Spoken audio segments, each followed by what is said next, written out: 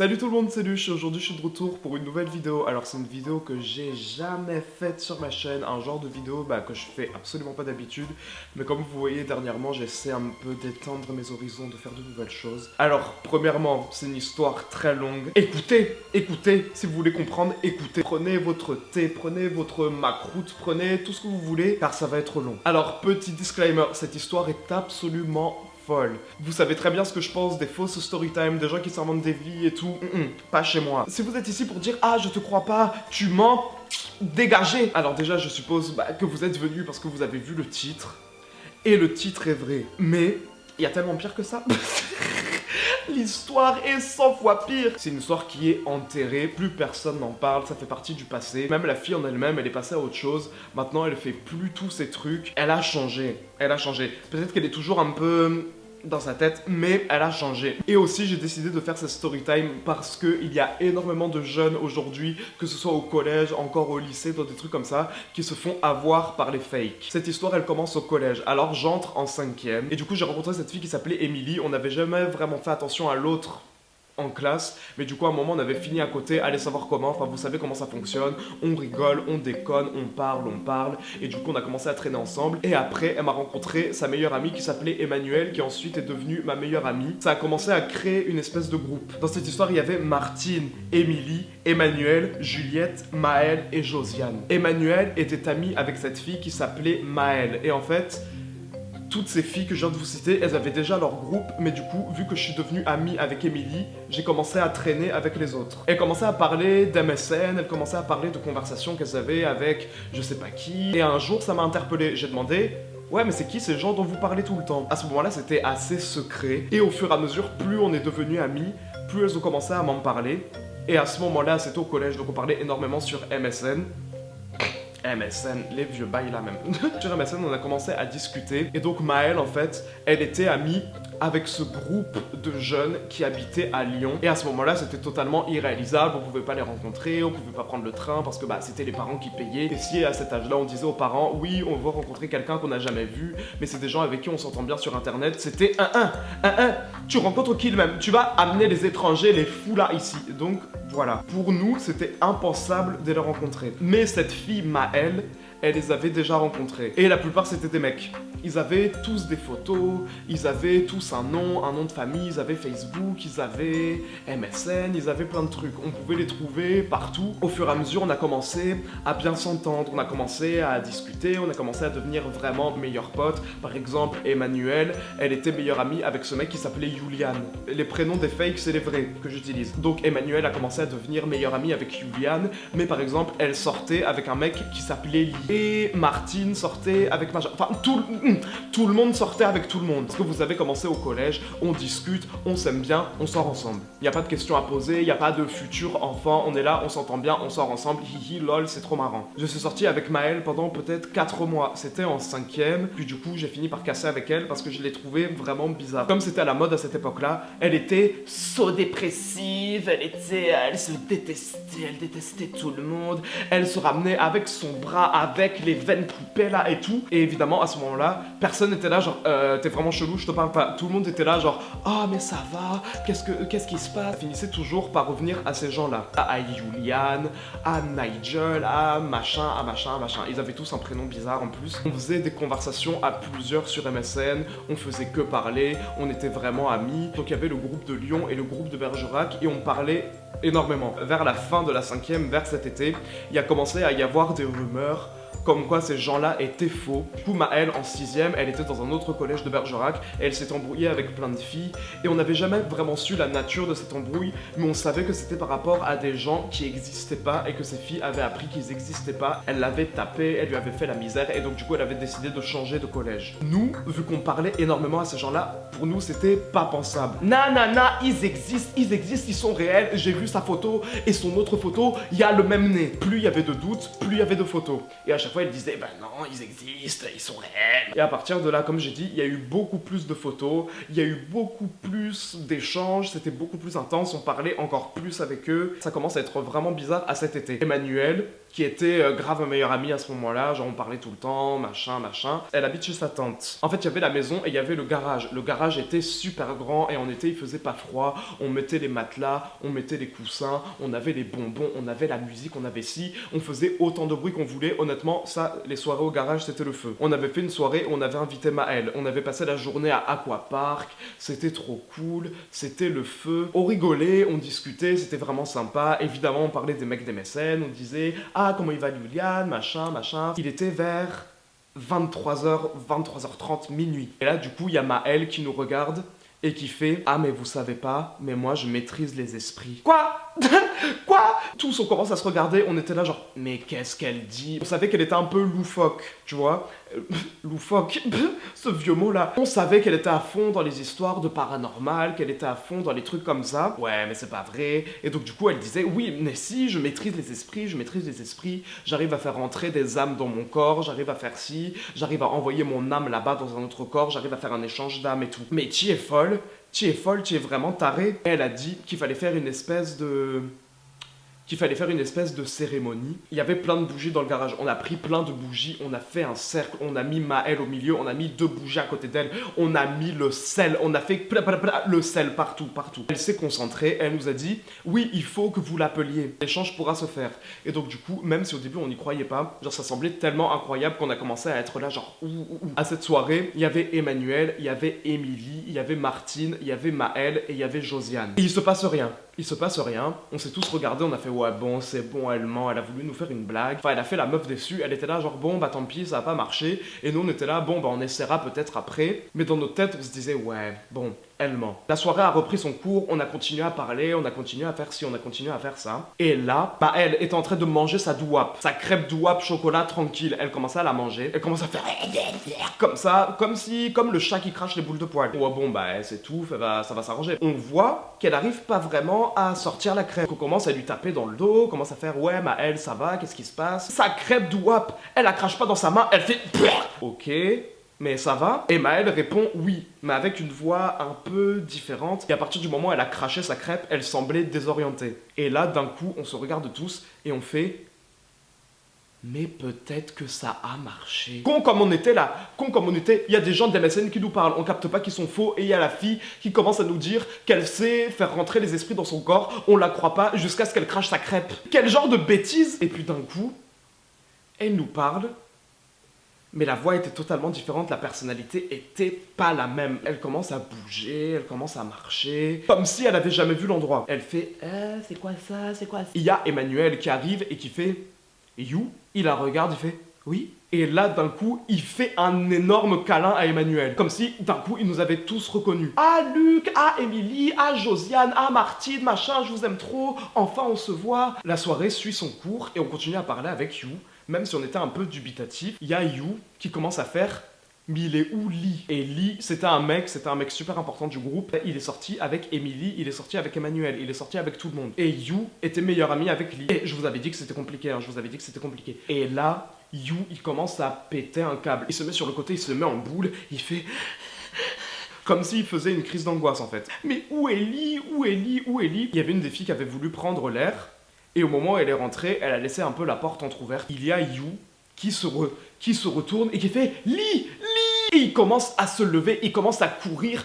Quoi? Emmanuel, là où elle habite, c'était pile à côté de l'autoroute qui va vers Bordeaux en partant de Bergerac. Si tu passes sans faire attention, tu te fais malaver, tu te fais écraser même. Il y a tout le monde qui commence à être en panique. Je sais pas, par défaut, vu que j'étais le seul mec de cette soirée, j'ai commencé à me lever. J'avais juste un t-shirt qui descendait là, pile en bas, et j'étais pieds nus. On était influencé par des trucs de paranormal activity, des merdes comme ça. Et donc du coup, on savait que s'il arrivait quelque chose à You dans le corps de Nell, il arrivait forcément un truc à Nell. Donc j'ai commencé à courir.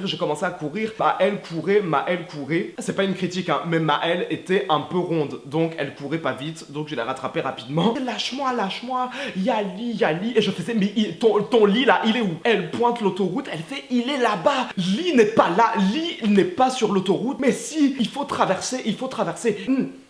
dans ma tête, mon corps là, je traverse pas l'autoroute, mon corps là, on va même pas le reconnaître. Et donc moi je dis, calme-toi, calme-toi, on va y aller, on va retourner au garage, on va en discuter. Si Lee, il est dans ton autoroute là-bas, on le retrouvera après. Toujours énervé, il se calme, il fait ok, mais je tenais comme ça, et on essaie de reprendre une conversation normale, même si elle a pété un câble. Elle était en tailleur comme ça, à faire comme ça, comme un golem. Et à partir de là, elle se met à hurler, elle se lève, elle commence à hurler, elle commence...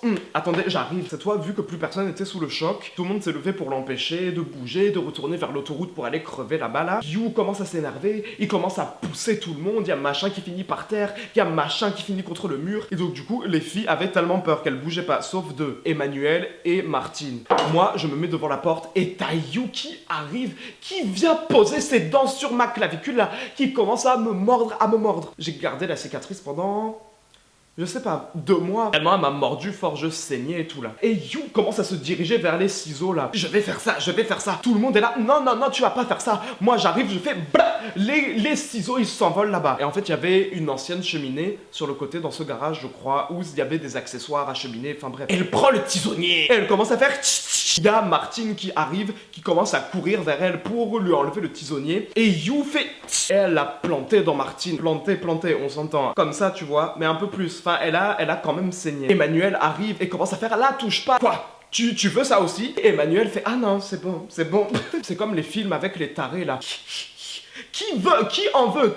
Venez me voir. J'ai dit, bon, on la laisse sortir, on la récupère après, on vérifie qu'elle prend rien. Et donc du coup, elle repart. Et avec Emmanuel et Josiane, on dit, on va aller courir après elle. Et Martine et Émilie, vous allez chercher la tante. C'était trop pour nous, on pouvait rien faire, elle était folle. Donc on l'a retenue, on s'était mis à 3 pour la tenir, pour pas qu'elle bouge. Elle bougeait, elle faisait comme ça, crise d'épilepsie, elle était épileptique. Et après, on finit par réussir à la ramener. Il y a la tante qui arrive, elle arrive peignoir avec la lampe, elle fait qui fait quoi? J'entends parler de gens qui font rentrer des esprits, de couteaux, de ci, de ça. Qu'est-ce qui se passe? Qui fait quoi? Instantanément, You se calme. Et la soirée s'est arrêtée comme ça. Quand on s'est réveillé, peut-être vers 8h, You n'était plus dans le corps de... Maëlle se réveille, elle fait... Alors, vous avez bien aimé, You? Ça s'est passé comment? Moi, j'étais à Lyon avec les autres, machin, c'était trop bien. C'était pas bien! Tisonnier! Elle a sorti le tisonnier pour nous attaquer! Et donc, du coup, elle a fait la choquée, elle a fait ah mince. Et cette soirée s'était passée à la fin de l'été. On n'en a plus vraiment parlé, et j'étais allé à Avignon chez ma mère, mais on avait continué à parler par MSN. Et donc, ça continue, sauf qu'à partir de là, l'une de nous, Josiane, c'était vraiment la plus sceptique de toutes. Et non mais c'est pas possible, ils existaient pas, alors qu'elle-même, pendant qu'elle disait qu'ils existaient pas, elle sortait avec l'un des mecs. Non mais j'ai envie d'y croire, mais c'est pas vrai. Il a commencé à y avoir les appels téléphoniques. Et c'était des numéros qu'on connaissait pas, parce qu'on avait le numéro... mais le numéro correspondait pas. Donc on se disait, bah c'est leur numéro. Mais on pouvait pas savoir à qui appartenait le téléphone, parce que de toute façon, même si c'était pas vrai, la messagerie c'était juste un... bip. Voilà, on parlait pendant des heures, on parlait tous les soirs. À ce moment-là, j'étais tellement bête. J'appelais le portable avec le fixe. Mon père m'a détruit, il m'a défoncé. Ouais, tu fais la facture de je sais pas combien de téléphones, tu t'es pris pour qui, tu appelles qui même. Et moi j'étais là, mais personne, c'est des amis. Et un jour, on s'est réunis. Il y avait Maëlle qui disait, ah mais non, regardez, par exemple là, c'est Nigel qui chante, là c'est Julian et Lee qui étaient ensemble, je sais pas quoi. Les visages se ressemblaient, mais en fait le souci, c'était aussi que c'était tous des émaux, ils avaient tous la mèche comme ça. Et après, un jour, on se réunit tous, Maëlle n'était pas là, et Emmanuel passe le numéro prétendu de Julian, et là du coup, on prend le téléphone, on appelle, ça ne répond pas, mais on tombe sur le répondeur de qui? On tombe sur le répondeur de la sœur de Maëlle. Martine et Emmanuel se sont mis à pleurer, à dire « Ah, ils existent pas, vous aviez raison depuis le début. » On commençait à chercher toutes les preuves pour démontrer qu'ils existaient pas. Et pendant ce temps, Maëlle, on savait pas vraiment où elle était. Elle était plus au collège, elle venait plus. Parce que on lui avait envoyé des messages, on avait dit « Ouais, ils existent pas, ils étaient pas là. » Maëlle, pendant ce moment-là, c'était un peu silence radio. Ensuite, Martine allait voir l'infirmière du collège et lui a expliqué toute l'histoire, elle lui a tout expliqué, elle lui a montré les photos, et l'infirmière la regarde, j'étais pas là, mais l'infirmière la regarde et lui dit « Mais c'est pas vrai, cette photo vient d'internet, je l'ai déjà vue. » Révélation, stupéfaction, destruction de mon âme, de mon être, de mon estime personnelle. On a commencé à plus vraiment leur parler. Quelque part, on avait envie d'y croire quand même, donc on leur parlait quand même. Mais même si on n'y croyait plus. Et c'est là que ça commençait à vraiment devenir bizarre. Maëlle arrivait au collège, déprimée, taillée là comme d'habitude. Sauf que là, un jour, elle va aux toilettes avec Emmanuel, elle lui montre son dos. Et en fait, il y avait ce mec qui s'appelait Q, K-I-E-W, les vieux noms pétés qu'elle avait inventés même. Et il y avait écrit son prénom.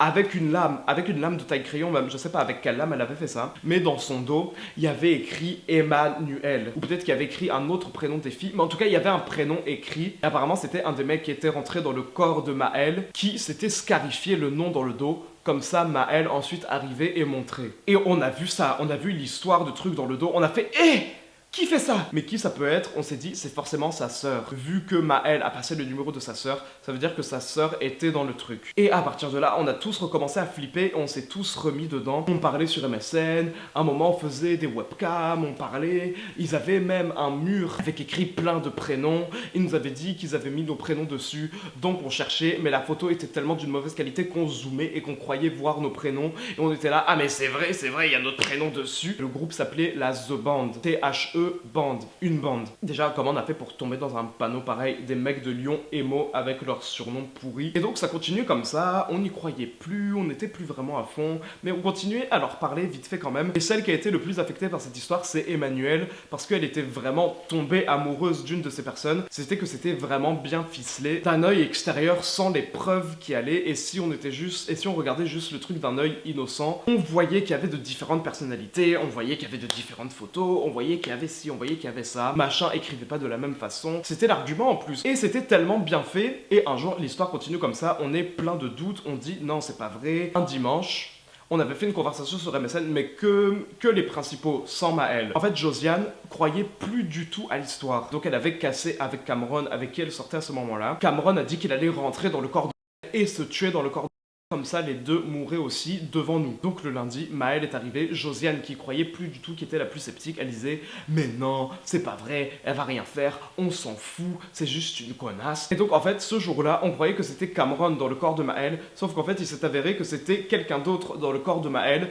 et c'était quelqu'un qui avait la haine. Diane, en cassant avec Cameron, elle lui avait fait du mal. Mais je vous jure, là, ça semble tellement débile, ça semble tellement fou, mais imaginez, vous, à notre place, on y croyait vraiment. Et donc, le premier truc qu'on allait faire, c'est aller voir la CPE, c'est aller voir l'infirmière. On a gardé Josiane avec nous pendant tout le temps. On est allé voir l'infirmière, on a expliqué la situation. Maëlle a été convoquée. Et à partir de là, on n'en a plus entendu parler. Plus personne ne répondait sur MSN.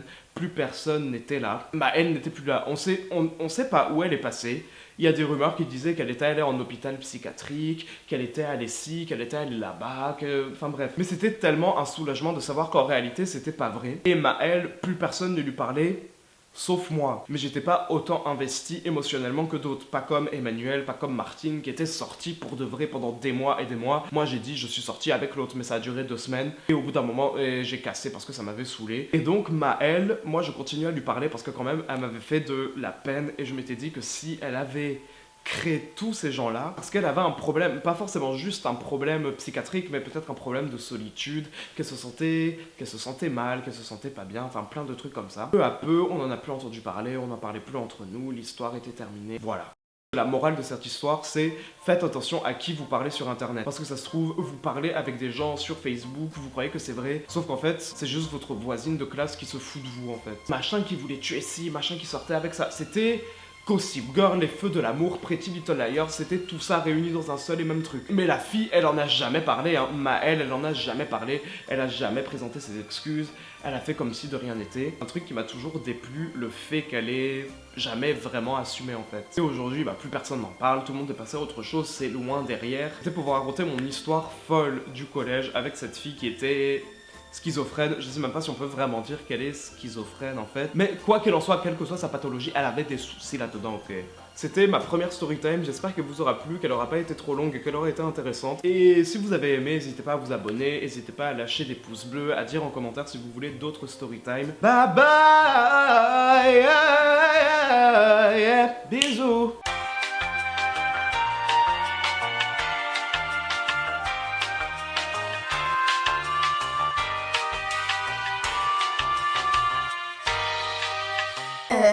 Quoi?